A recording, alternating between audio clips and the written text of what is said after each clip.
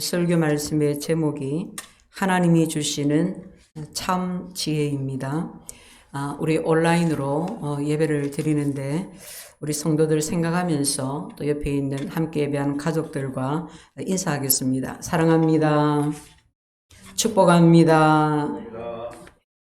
주의 성령께서 또 우리를 하나로 받으시고 우리의 예배가 또 하나님 앞에 상달되게 도와주시고 또 이 시간 말씀으로 우리에게 임하여 주시기를 기원드립니다. 특히 코로나 3차 유행으로 이렇게 우리 예배가 또 예배당에서 또 함께 드리는 현장 예배가 되었다가 다시 또 온라인 예배가 되었다 하고 주변의 모든 또 환경이 또 불안정한 가운데 있지만 그래도 우리가 이렇게 또 예배를 드리고 우리 앞에 당한 삶을 또 꿋꿋이 묵묵하게 살아갑니다. 예배를 통해서 말씀을 통해서 우리의 영혼육이 새로워지고 우리가 하나님 앞에서 바른 그리스도의 일상을 또 살아가고 그런 우리를 통해서 우리의 이웃이 세상이 또 새로워질 수 있도록 우리와 함께 믿음으로 잘 경주해 갈 수 있기를 축복합니다. 하나님이 주시는 참 지혜라고 했습니다. 성경은 지혜를 강조합니다. 잠언서를 지혜서라고 하지요. 잠언 8장 11절에는 대저 지혜는 진주보다 나음으로 지혜는 진주보다 나음으로 모든 것을 이에 비교할 수 없음이로다 라고 말씀합니다. 오늘날은 진주가 그렇게 대단한 것은 아닙니다. 그러나 잠언서를 기록할 당시에는 가장 귀한 보석, 가장 귀한 보물이 진주였습니다. 그러므로 이 말씀은 지혜가 이 세상의 어떤 보석보다 어떤 보물보다 더 낫다는 것입니다. 잠언서 8장에서는 지혜를 어인화해서 말하고 있는데 지혜가 하늘을 지으셨다. 지혜가 바다의 한계를 정하셨다. 즉 지혜가 이 세상을 창조했다고 합니다. 그럼 지혜가 얼마나 중요합니까? 어떻게 지혜의 중요함을 이보다 더 강조할 수가 있겠습니까? 잠언서에서는 지혜를 어인화했는데 결국 그 지혜는 누구를 가리키는 것일까요? 예수 그리스도, 우리 주님을 가리키는 것입니다.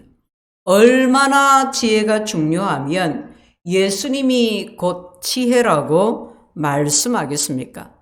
성경은 지혜를 강조합니다. 지혜를 엄청나게 강조합니다. 우리가 지혜를 말할 때 중요한 것은 성경이 말하는 지혜가 과연 무엇이냐 하는 것입니다. 성경이 말하는 지혜가 무엇인지 성경이 말하는 지혜를 알아야 하는 이유가 있습니다. 왜 그럴까요? 여러분, 지혜라는 말은 성경에만 나오는 말이 아닙니다. 세상에서 존재하는 말입니다. 안 믿는 사람들도 지혜라는 말을 합니다.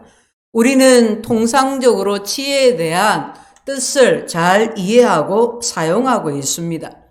그런데 이 세상에서 말하는 지혜는 대부분 헬라적 지혜, 즉 철학적 지혜를 말합니다. 철학을 필로소피라고 하는데 필로, 사랑한다는 말과 소피아, 지식, 지혜라는 말이 합쳐진 단어입니다. 즉 철학이 뭐냐? 지혜를 사랑하는 학문이다라는 뜻입니다. 자, 그런데 우리가 성경을 읽으면서 하나님 말씀을 읽으면서 세상이 말하는, 세상이 이해하고 있는 철학적 관점의 지혜로 이해한다면 우리는 성경이 말하는 지혜를 제대로 이해하지 못하고 있는 것입니다. 야고보 사도는 믿음은 이렇다 믿음을 강조하면서 특히 우리가 가져야 하는 지혜, 우리가 어떻게 지혜롭게 행해야 하는 것인가에 대해서 구체적으로 설명합니다. 우리가 지혜를 잘못 이해하지 않도록 성경이 말하고 있는 참 지혜와 거짓 지혜를 대조해서 보여줍니다.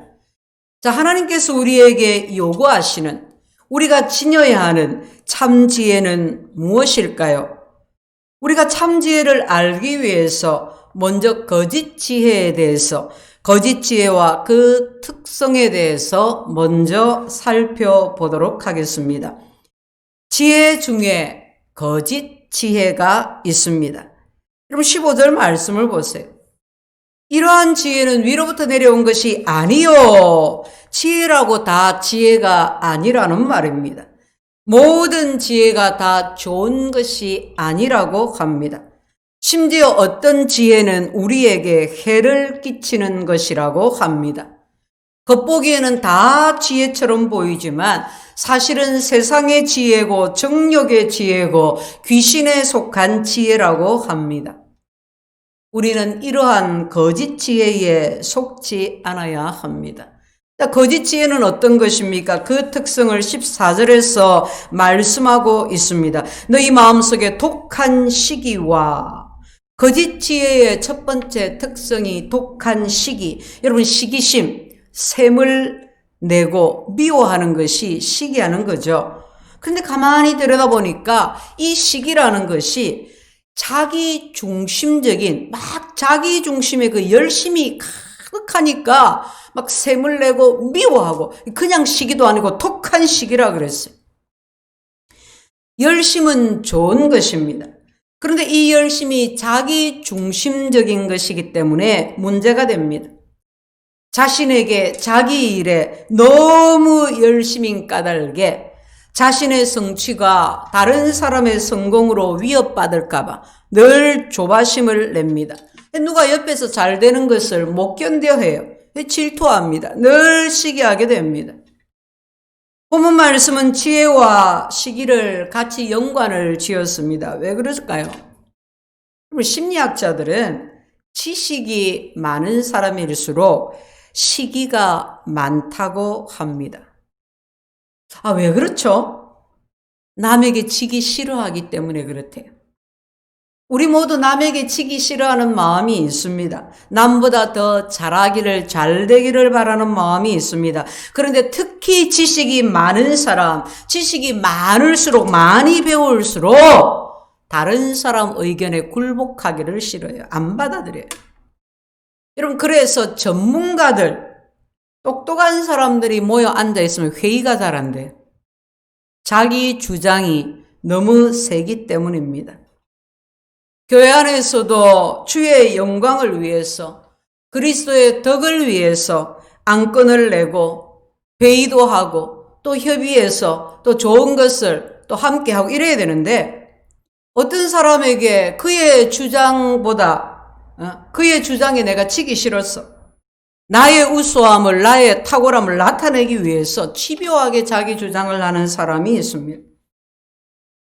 남보다 뛰어나 보이려고 하는 지식의 자랑이나 지혜는 성경이 말하는 지혜가 아닙니다. 그것은 정욕으로 가득 찬 지혜고, 그것은 세상에 속한 지혜고, 그것은 귀신에 속한 지혜입니다. 겉으로는 대단한 지혜처럼 보일지 모릅니다. 많이 배웠습니다. 지식이 대단합니다. 전문가적인 견해를 필적합니다. 누구도 그 견해를 어떻게 필적할 수가 없어요. 그런데 그 동기가 늘 자기 중심, 늘 자기 중심적이어서 자신을 남보다 드러내려고만 합니다. 그러니까 남이 자신보다 뛰어나면 견딜 수 없는 독한 시기가 발동하는 것입니다. 이런 시기에서 나온 지혜는 잘못된 것이고 거짓된 지혜입니다. 이런 우리가 얼마나 자주 이런 잘못에 빠지는지 모릅니다. 목회자들도 마찬가지입니다. 성경을 토론하고 신학적인 토론을 하고 이럴 때에 정말 주장을 위한 주장을 하는 경우가 많습니다. 남에게 지기 싫어서 자신을 내세우기 위해서 자기 주장을 펼치는 경우가 너무나도 많습니다. 기억하십시오. 이 모든 것은 하나님이 주시는 위로부터 오는 지혜가 아닙니다. 자, 거짓 지혜의 특징 두 번째, 독한 시기와 다툼이라고 했습니다. 거짓 지혜의 또 다른 특징입니다. 다툼은 쉽게 말해서 이기적인 야망이 있었어. 우리가 앞에 있는 특징하고 사실은 이렇게 따져보면 다 연결이 되는 것 같지요? 이기심, 그게 야망이 들어있어서 다투게 된다는 거예요. 헬라어에서 이 다툼이라는, 에피세니아라는 단어는 잘못된 방법을 동원해서 경쟁자를 제압할 때, 그때 이 단어를 썼습니다. 자신의 정치적인 입지를 굳히기 위해서 잘못된 방법으로 상대방을 공격하는 행위를 말할 때 그때 이 단어가 사용되었습니다. 그러니 본문은 자기 야망을 이루기 위해서 상대방을 공격해서 그 관계를 깨뜨려지는 것, 관계가 깨뜨려지는 것을 의미합니다. 이런 사람들이 있는 곳에 늘 다툼이 있습니다. 그러니 늘 관계가 깨집니다. 공동체의 유익보다 자신의 야망이 더 중요하기 때문입니다. 성경은 지혜와 다툼을 연관지었습니다. 왜 그럴까요? 이런 사람들은 보면 대개 사회에서 큰 일을 해냅니다. 성취를 이루어냅니다. 이들에게 중요한 것은 사람이 아니라 일에 있습니다. 그러므로 자연스럽게 이런 사람들이 가는 곳마다 일이 벌려져요. 일이 만들어져요. 일이 이루어져요. 일이 성취가 돼요. 그런데 보면 많은 사람들이 상처를 입게 됩니다. 가족도 동료도 성취를 위한 도구에 불과하게 됩니다. 야고보 사도가 이것을 다툼이라고 했습니다. 이런 사람들이 가는 곳에 늘 다툼이 있어요. 다툼이 끊이지를 않아요. 여러분, 교회는 열심을 품고 일을 해야 합니다. 일하는 사람들이 있어야 합니다. 그런데 늘 앞장서서 열심히 일을 하는데 그 동기가 하나님의 영광이 있는 것이 아니라 자신의 열심, 자신의 야망, 자신의 성취에 있는 것, 이것이 문제입니다. 여러분, 교회에서 사역을 한다고 해서 모든 것이 하나님의 뜻에 맞는 것은 아닙니다. 마음의 동기가 잘못되어 있는 경우가 많습니다. 어느 날 깨달으면 회개하고 돌이켜야 돼요. 그렇게 변화와 성장을 이루어 가야 돼요. 여러분, 자신의 야망이 더 중요한 사람, 자기 성취가 더 중요한 사람, 야고보 사도는 이들의 지도력과 지혜는 거짓이라고 합니다. 정말 우리가 조심해야 하고 또 조심해야 되는 문제입니다. 큰 교회를 개척을 하고 수많은 사람을 모았지만 그 마음에 자기 야망이 도사리고 있는 것은 그것은 하나님의 비전이 아닙니다.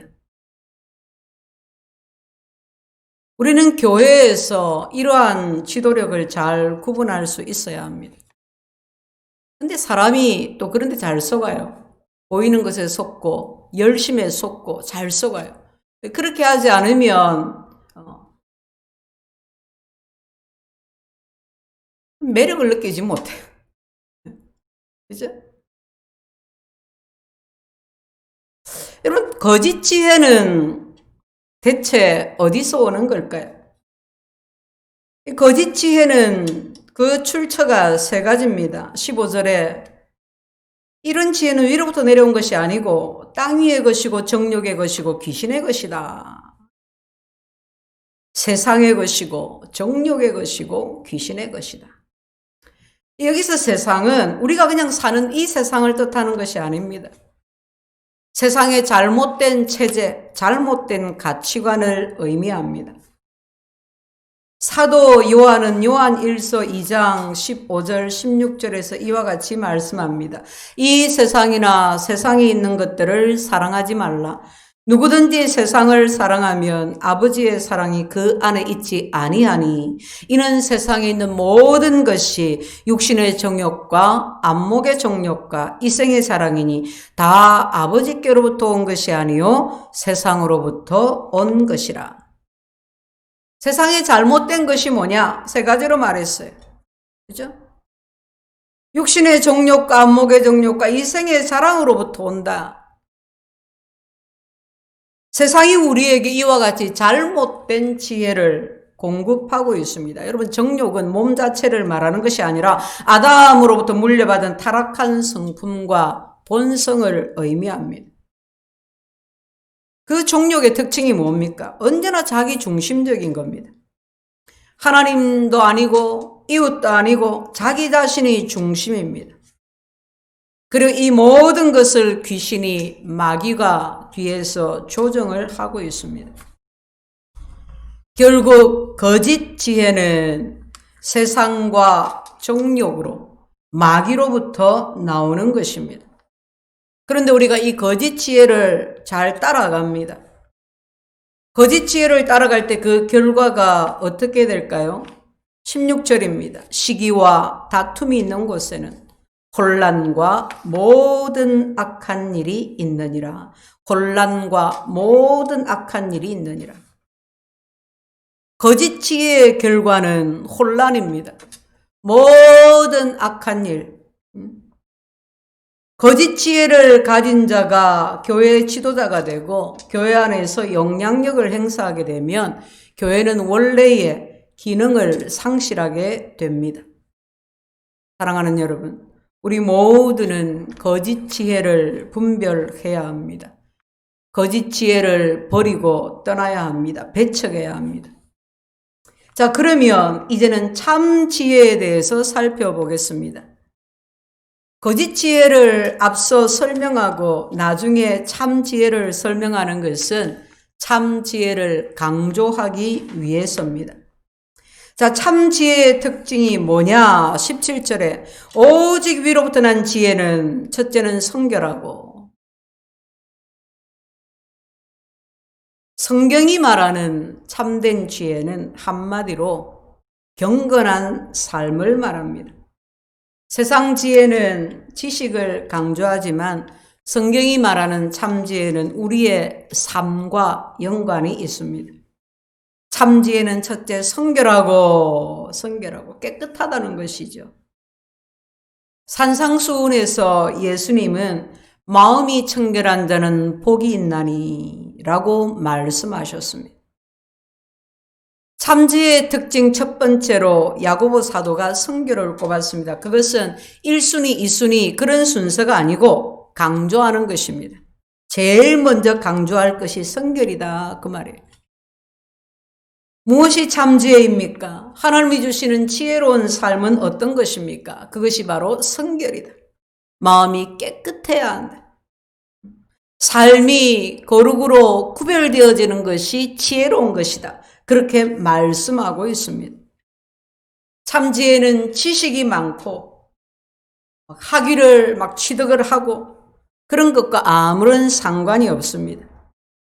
참지혜를 지닌 사람, 지혜로운 사람은 마음이 깨끗한 사람, 청결한 사람입니다. 여러분, 오늘날 우리 사회를 보십시오. 얼마나 많이 배우고 얼마나 능력이 많고 얼마나 높은 지위를 차지한 사람들이 많습니까? 그런데 마음이 깨끗하지를 않습니다. 그 동기가 깨끗하지를 않습니다. 세상을 좇고 정욕을 좇고 귀신을 쫓아 살아갑니다. 세상 사람들은 그런 사람들 보고 지혜롭다 할지 모르지만 하나님께서는 그리하지 않습니다. 하나님은 그것을 거짓 지혜라고 합니다. 그들은 하나님의 지혜와는 아무런 상관이 없습니다. 위로부터 오는 지혜는 성결하기 때문입니다. 마음이 깨끗한 사람은 소유에 집착하지 않습니다. 자신이 얼마나 많이 가졌고 자신이 무엇을 얼마나 갖지 못했는지가 중요하지가 않습니다. 자신의 야망과 자신의 성취에 몰두하지 않습니다. 성결한 사람은 늘 일보다 사람을 먼저 생각합니다. 하나님을 먼저 생각합니다. 그래서 주어진 환경에 감사합니다. 날마다 자기 마음을 하나님 앞에 올려드립니다. 그리하여 자기 걸음을, 자기 삶을 하나님의 간섭과 지도를 받아갑니다. 여러분, 이것이 바로 참 지혜입니다. 하나님이 주시는 참 지혜를 갖기를 원하십니까? 그렇다면 먼저 마음을 깨끗하게 하십시오. 여러분, 우리가 매일같이 방 청소를 하지 않습니까? 우리 마음도 그렇게 매일 청소해야 합니다. 마음을 청소하는 시간을 주기적으로 가지십시오. 매일 큐티를 하면서 또 우리가 매일 그냥 이렇게 청소를 해도 한 번씩 대청소를 하는 것처럼 그렇게 하나님 앞에서 자기 마음 청소하는 시간을 주기적으로 가지십시오. 우리가 늘 똑같은 일상, 똑같은 마음의 평정심을 가지고 살지는 않습니다. 그죠? 마음이 불안해 올 때에, 염려가 찰 때에, 분노가 생길 때에, 관계가 안 좋을 때에, 여러분 그때 자기 마음을 먼저 돌아보라는 사인입니다. 조용한 곳을 찾아서, 아무도 없는 교회당을 찾아서 그렇게 자기 마음을 하나님 앞에서 먼저 들여다보고 살펴봐야 합니다. 여러분, 그러면 뭔가 걸리는 것이 있습니다. 청결하지 않은 구석이 있습니다. 뭔가 그게 걸려요. 기도할 때도 걸리고 한 번씩 그게 막 생각이 올라오고, 그걸 가만히 놔두지 마시고 하나님 앞에서 마음을 들여다볼 시간을 갖는 거예요. 그래서 그 부분에 대해서 명확하게 봐야 돼요. 보고 인정을 해야 돼요. 청소해야 돼요. 스스로 이게 청소가 안 되면 성령 하나님께 도움을 구해야 합니다.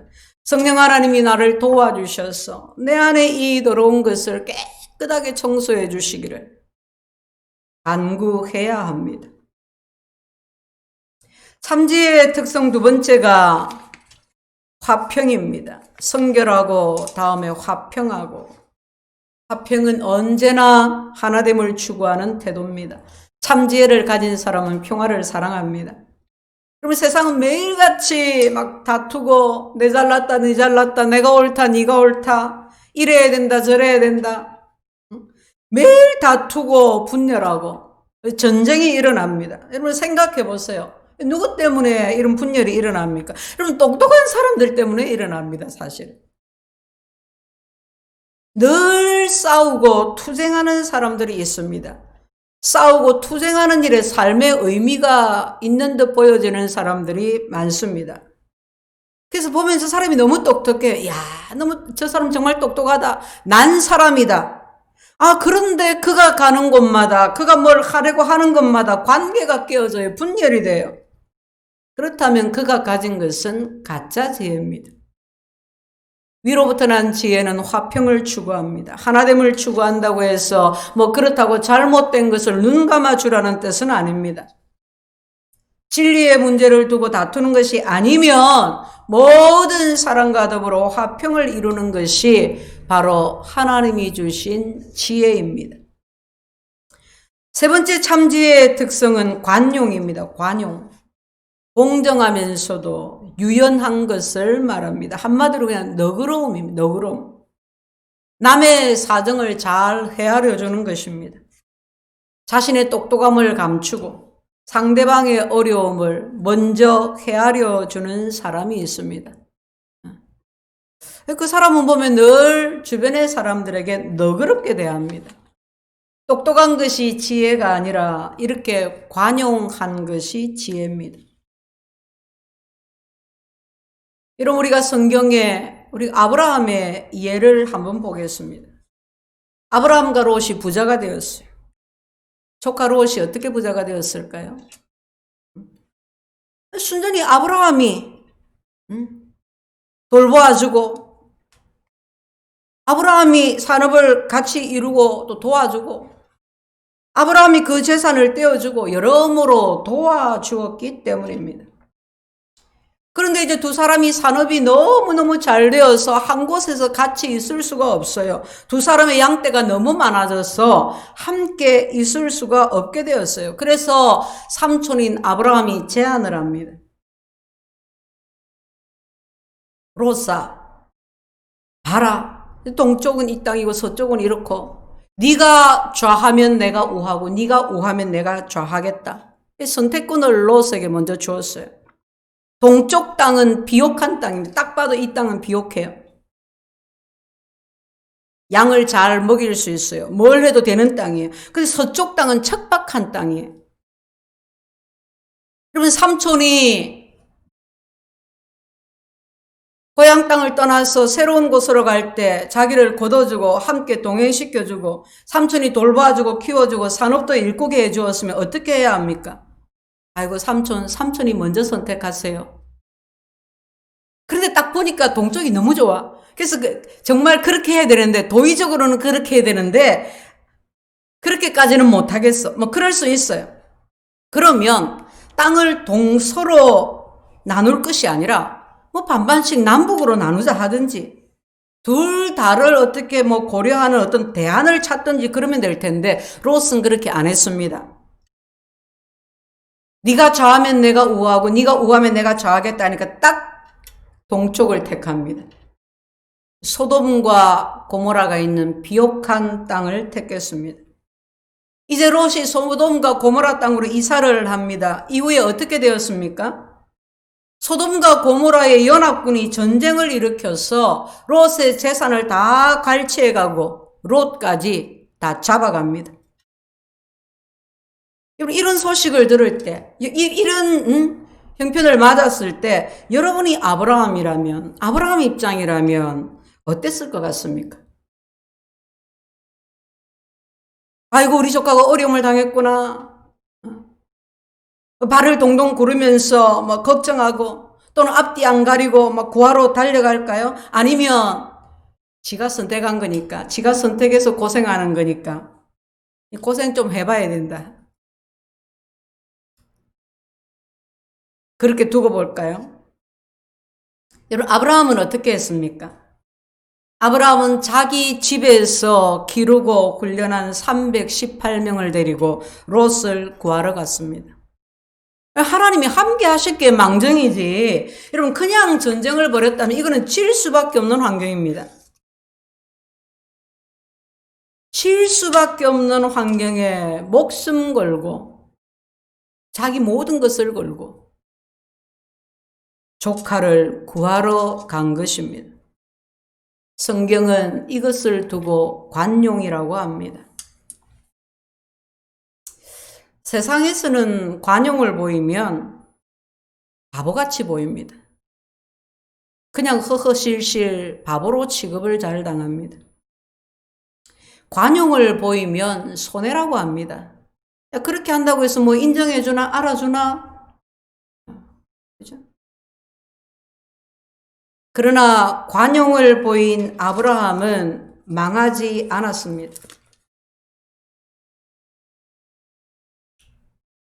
하나님은 관용한 아브라함에게 복을 주셨습니다. 아브라함은 믿음만 부여한 게 아니라 아브라함은 모든 면에서 부여했습니다. 지혜를 가진 자는 복되도다. 우리가 아까 성시교독을 같이 교독할 때 그랬죠. 지혜는 생명나무라. 지혜를 가진 자는 복되도다. 하나님이 복을 주셨습니다. 다음 참지의 특성이 양순입니다. 양순. 그냥 양순하면 양순하다 그런 거죠. 성품이 참하다 뭐 그런 뜻이잖아요. 이 양순이라는 단어가 신약 성경에서 딱 이곳에서 한 군데에서만 나옵니다. 다른 데 없는 단어입니다. 무슨 뜻이냐면 잘이라는 단어와 설득된다는 단어가 합해진 말입니다. 그래서 잘 설득되는, 즉 순종하는 태도를 의미합니다. 종종 우리가 지나치게 권위에 도전하는 사람, 지나치게 반항하는 사람들을 봅니다. 보면 모든 권위를 부정해요. 의심해요. 그러니까 항상 삐딱해요. 늘 뭔가를 꼬아서 봅니다. 되게 지나치게 자기 방어적인 태도를 가지고 계십니다. 누가 뭐라고 안 하는데 그렇게 하는 거예요. 누가 자신을 무시하는지 항상 경계심을 갖고 있는 거예요. 여러분 이것은 잘못된 똑똑함입니다. 양수는 잘 설득되는 것입니다. 누가 아픔을 겪고 있어서 도와달라고 하면 그게 설득이 돼요. 평생 나는 한 번도 속아본 적이 없다 한다면 그런 사람은 자신을 돌아봐야 되지 않을까요? 물론 설득된다는 말이 줏대 없이 그냥 이리저리 왔다 갔다 하는 그런 태도를 말하는 것은 아닙니다. 양순이란 다른 사람과의 관계에 있어서 적절하게 그의 지도력, 그의 권위, 그의 입장을 인정해주고 믿어주는 것을 말합니다. 누가 와서 자기 사정을 말하면 그냥 단칼에 거절하기보다도 그냥 설득되어 주는 것입니다. 하나님은 이런 양순한 마음을 가진 자를 지혜롭다고 하십니다. 너무 똑똑해서 바늘도 안 들어가는 사람, 절대 속지 않는 사람이 지혜로운 것이 아닙니다. 여러분은 어떠신가요? 우리는 얼마나 너그럽습니까? 우리는 얼마나 양순합니까? 다음 참지의 특성이 긍휼과 선한 열매라고 했습니다. 같이 묶었습니다. 긍휼과 선한 열매를. 긍휼은 다른 사람을 불쌍히 여기는 마음, 불쌍히 여기는 태도를 말하는 것이고 긍휼한 사람이 선한 열매를 많이 맺습니다. 상대를 배려하기 때문에 주위의 사람들을 얻기 때문에 그렇습니다. 오늘 본문에서 말하는 마지막 참지의 특성이 편견과 거짓 없음이라고 합니다. 한마디로 확고한 원칙이 확립되어 있는 사람입니다. 어떤 상황에서도 성경의 기준을 어기지 않는, 진리에 대해서는 절대 타협하지 않는 사람. 여러분, 양순하고 관용한데 진리에 대해서 타협한다면 그래, 그것도 좋아, 이것도 좋아. 그렇게 한다면 편견과 거짓 없으면 해당이 되지 않습니다. 즉 그것은 지혜가 아니라는 말이지요. 거짓이라는 헬라어 히포크라시스는 두 가지 역을 동시에 하는 배우를 가리킬 때 사용했던 단어입니다. 옛날에는 이 배우라는 직업이 좋은 직업이 아니었기 때문에 배우를 하려는 사람이 없어서 한 사람이 여러 역할을 했습니다. 배우 한 사람이 웃기는 역할을 연출할 때는 웃는 가면을 쓰고 또 그 사람이 슬픈 장면을 연기할 때는 슬픈 가면을 쓰고 나와서 연기를 합니다. 한 사람이 여러 그냥 인물들을 연기를 그렇게 했어요. 이 히포크라시스라는 말은 거짓, 위선이라는 말입니다. 여기서 이 말하고 저기서 저 말하는 사람은 지혜로운 사람이 아닙니다. 참지혜는 편견과 거짓이 없는 것입니다. 성도 여러분, 참지혜가 무엇인지 우리가 그 특징을 살폈습니다. 그렇다면 이제는 우리 자신에게 그러한 참지혜가 있는지를 살펴봅시다. 성결하고 화평하고 관용하고 양순하고 긍휼과 선한 열매가 가득하고 편견과 거짓 없음의 특징이 나에게 있는지, 내 삶에 이와 같은 특징이 있는지를 살펴봅시다. 하나님이 주시는 지혜가, 하나님이 요구하시는 참 지혜가 우리에게 있습니까? 지혜의 궁극적인 출처는 예수 그리스도이십니다. 예수님을 믿고 따르는 성도라면, 정말 주님과 동행한다면 우리 삶에는 이러한 증거들이 나타나야 합니다. 성결하고 관용하고 양순하고 화평하고 긍휼과 선한 열매가 가득하고 편견과 거짓 없는 삶이어야 합니다. 우리에게 하나님의 지혜가 있다면 우리는 하나님의 복을 받을 것입니다. 우리가 우리 자녀들에게, 우리 자손들에게 이 지혜를 물려준다면 그들도 하나님의 복을 받을 것입니다. 우리 모두 하늘에서부터 내려오는 참 지혜를 받아서 지혜롭게 행하며 하나님의 복을 받아 살게 되시기를 주의 이름으로 축원드립니다. 아멘. 하나님,